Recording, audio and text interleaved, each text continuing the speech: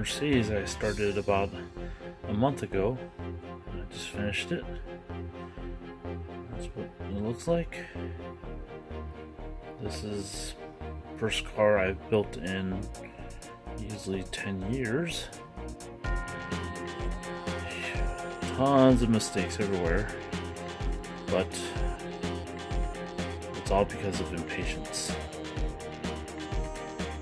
I added lights to this thing, and if you look at this, I'll pick this up. There's no wires or anything, and you notice that the lights is turned off.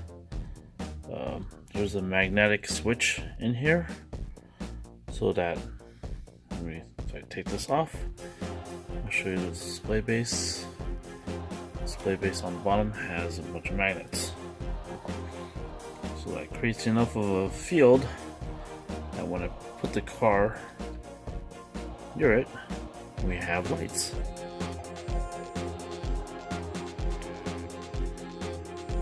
Pretty simple. Overall, I'm decently happy with the finish, but could have been better. Oh yeah. A little bit more patience and this would have been a lot better.